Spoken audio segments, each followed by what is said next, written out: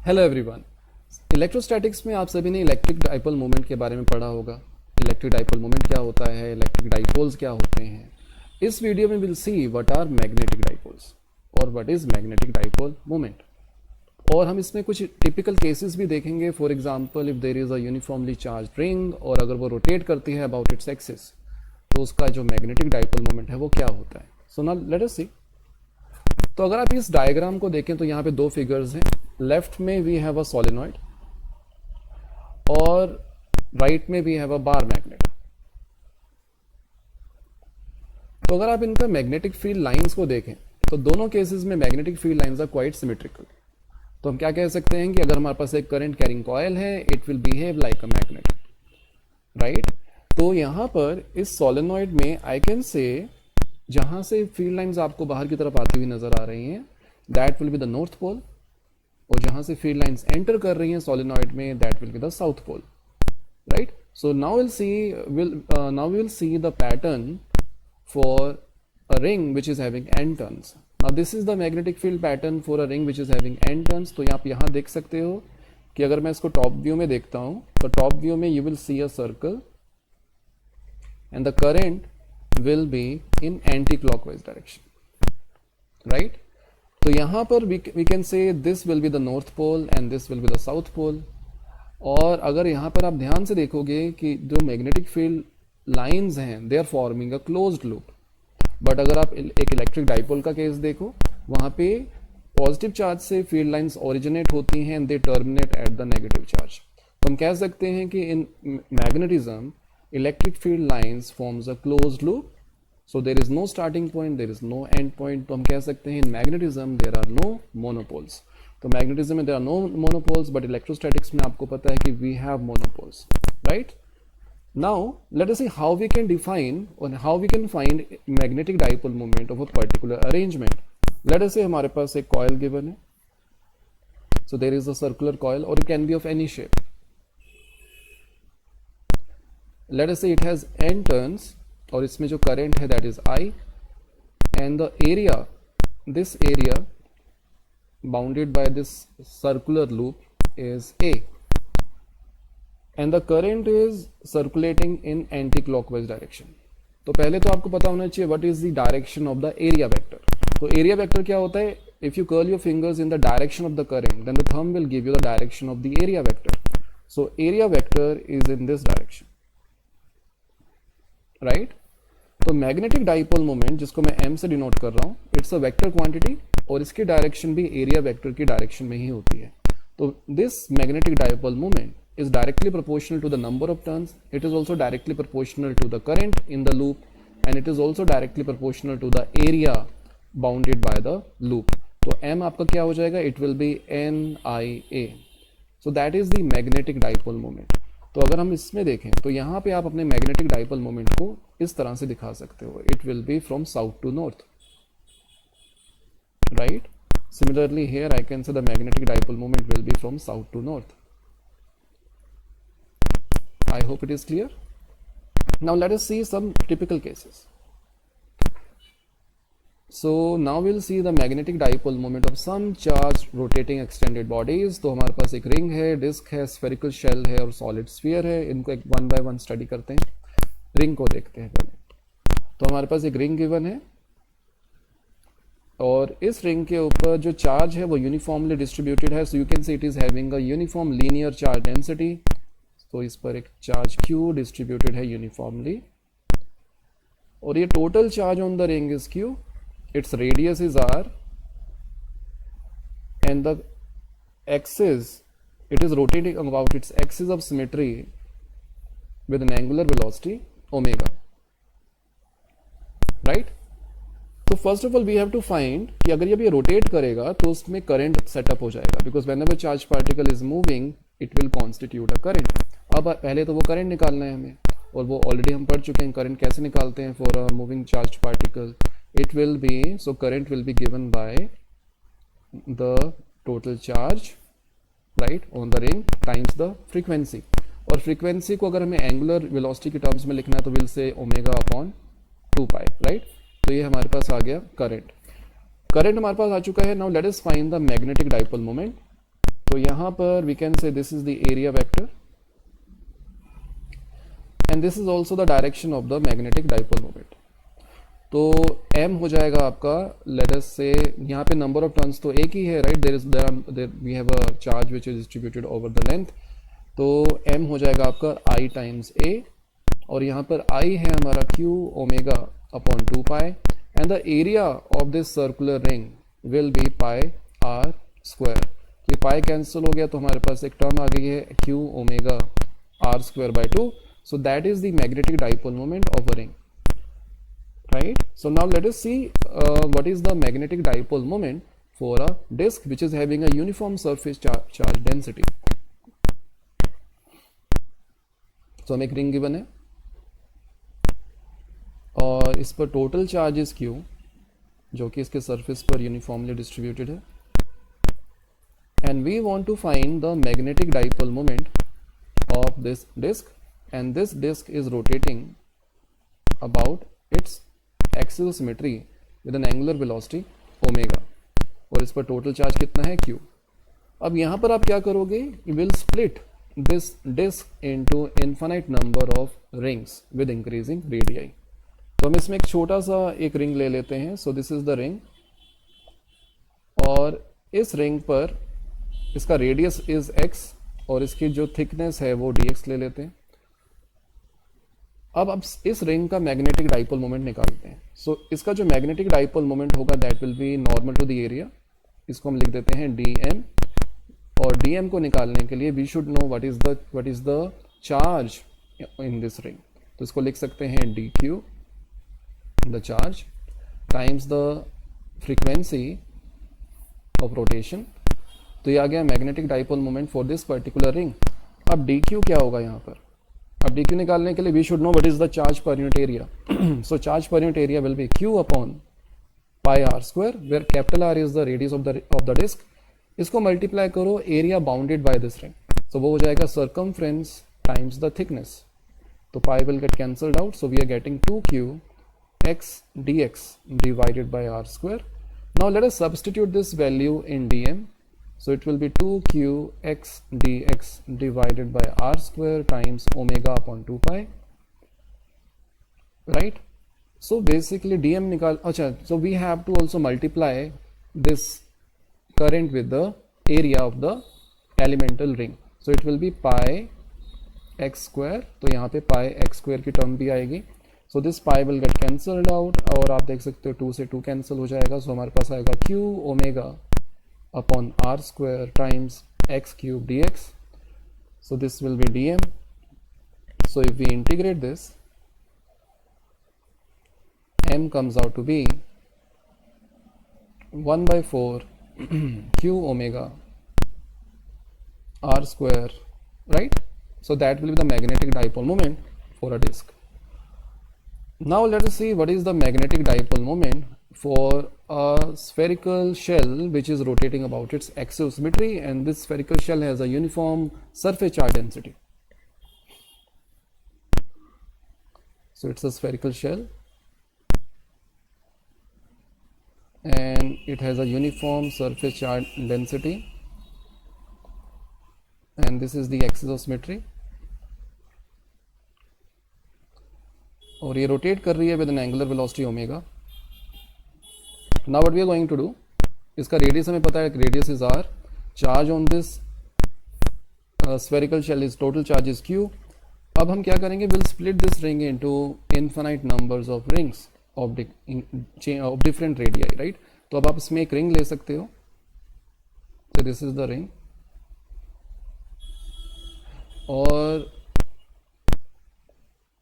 ये जो arc length है, this arc length will be, say this arc length is dl, और ये arc length subtends an angle d theta at the center, and this angle is theta, right?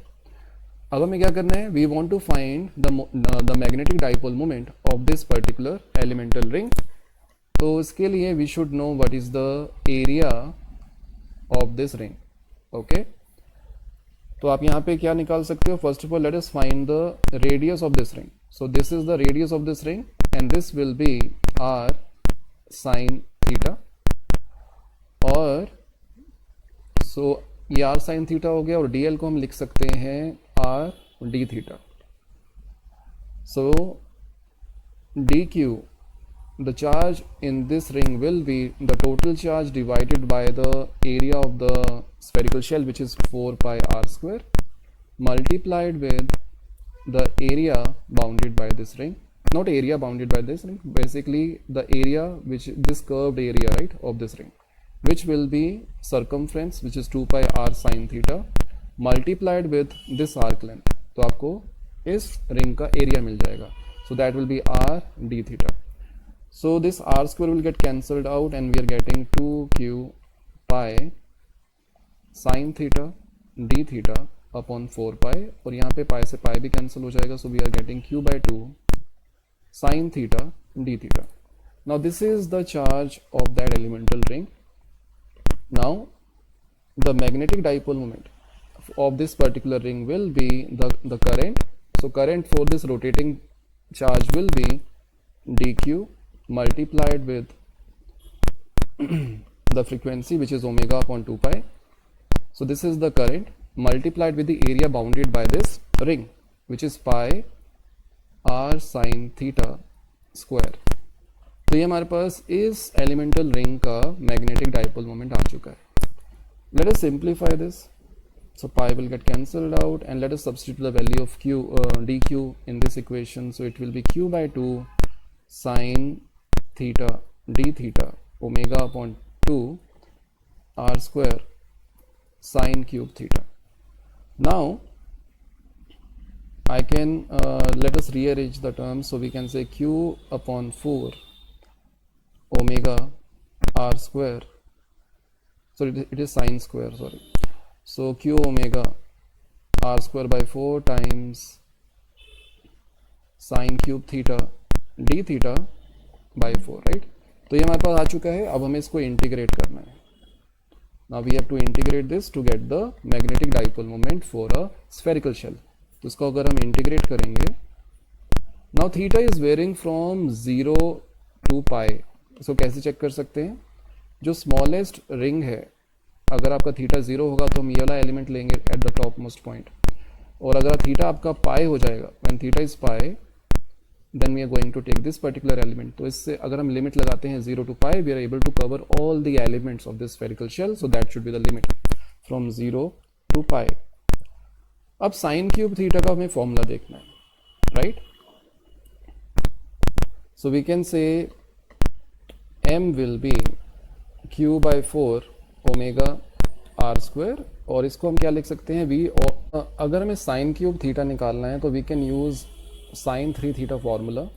So we know that sin 3 theta is 3 sin theta minus 4 sin cube theta, और यहाँ पे हमें sin cube theta की value substitute करनी है. So sin cube theta will be 3 sin theta minus sin 3 theta divided by 4. ये हम substitute कर सकते हैं.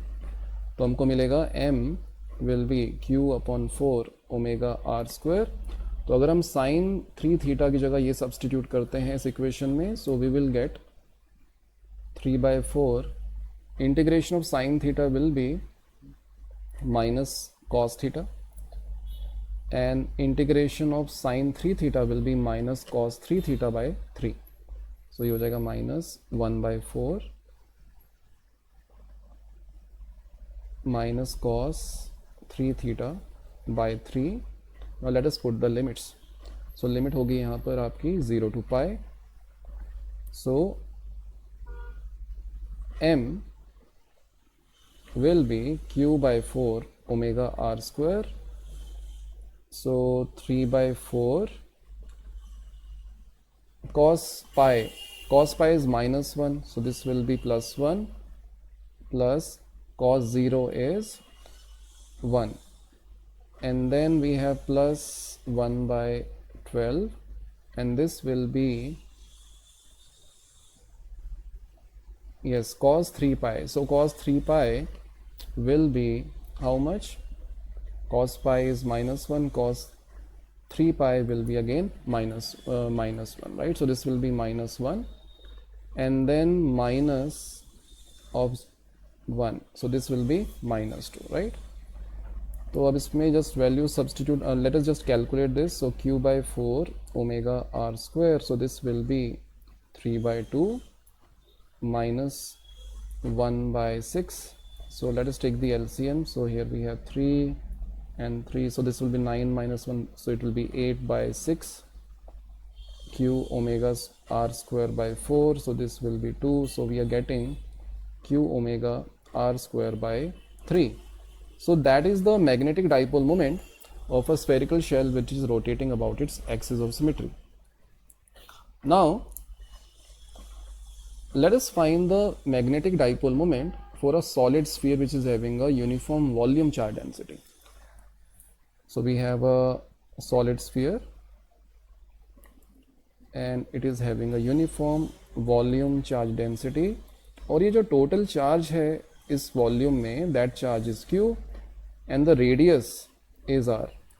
तो हम क्या कर सकते हैं, we can split this solid sphere into shells, infinite number of shells with increasing radii.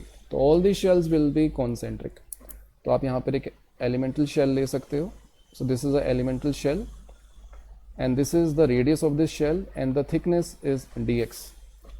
So now we find the charge in this elemental shell, so that will be dq. So dq will be the total charge of the solid sphere divided by the volume of the solid sphere 4 by 3 pi r cube multiplied with the volume, multiplied with, you can say, the volume of this elemental shell. So which will be surface area of the shell, elemental shell, times the thickness dx.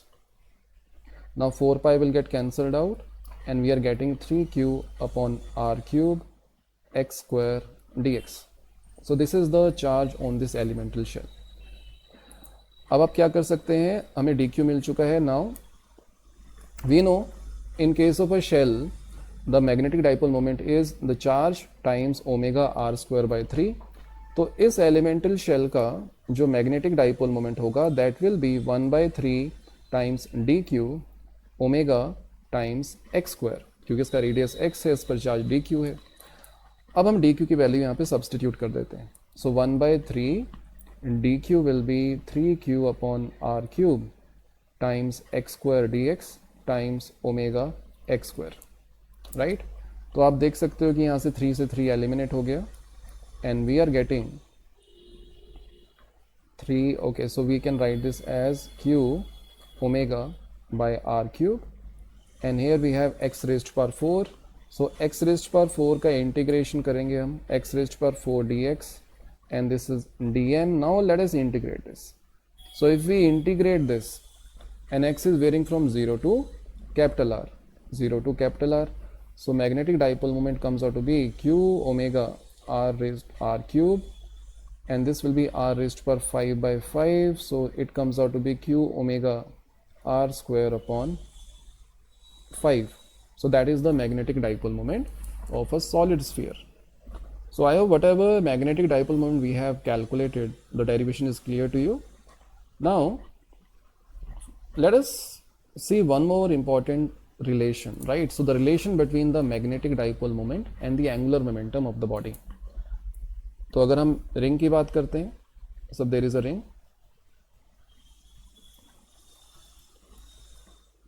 जिस अभी हमने इसका magnetic dipole moment निकाला था which was 1 by 2 q omega r square और it is rotating about its axis with an angular velocity omega. इस पर charge q है और इसका एंगुलर मोमेंटम, अगर आपको याद हो रोटेशन में आपने पढ़ा होगा the moment of inertia of a ring is mr square और एंगुलर मोमेंटम होगा of a rigid body rotating about a fixed axis is i omega. तो यहाँ पर i आपका i ओमेगा हमें करना पड़ेगा और i here will be mr square times omega. ये एंगुलर मोमेंटम आ गया. तो अगर आप इनकी रेशो निकालते हो, let us find the ratio of m by l. So it comes out to be q omega r square by 2 divided by m r square omega. So it comes out to be q by 2m. Can you see? Omega r square will get cancelled out. ये से cancel हो गया, इससे cancel हो गया, तो Q bye 2m। और अगर हम देखते हैं डिस्क के केस में, now this is the disc,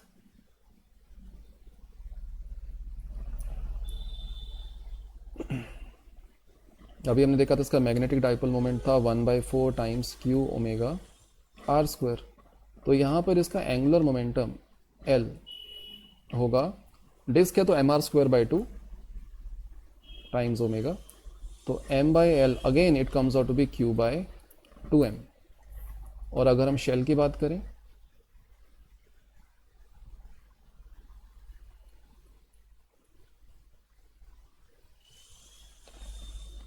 now shell के केस में अभी हमने मैग्नेटिक डाइपोल मोमेंट कितना निकाला था, it was 1/3, right. So 1/3 Q omega r square, और यहाँ पर इसका एंगुलर मोमेंटम क्या होगा, moment of inertia of a spherical shell, thin spherical shell is 2/3 mr square, so 2/3 mr square times omega, again you will see m/l comes out to be Q/2m। और अगर हम solid की बात करें, solid sphere की,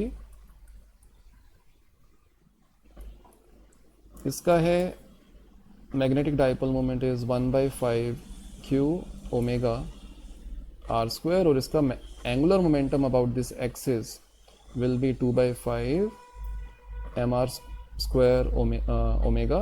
Again, if you take the ratio of m/l, so it comes out to be Q/2m.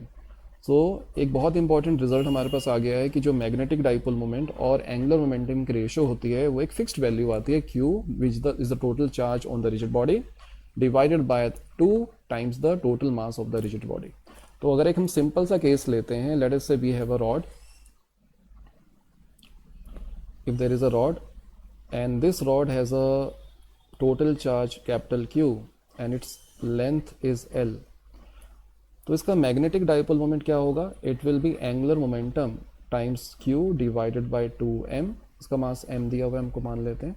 तो angular momentum about the axis passing through the centre of mass अगर हमें निकालना है, so that will B, angular momentum कितना होगा इसका, it will be ml²/12, right, this is the moment of inertia multiplied with omega times Q divided by 2m, m से m cancel, so this comes out to be 1/24 times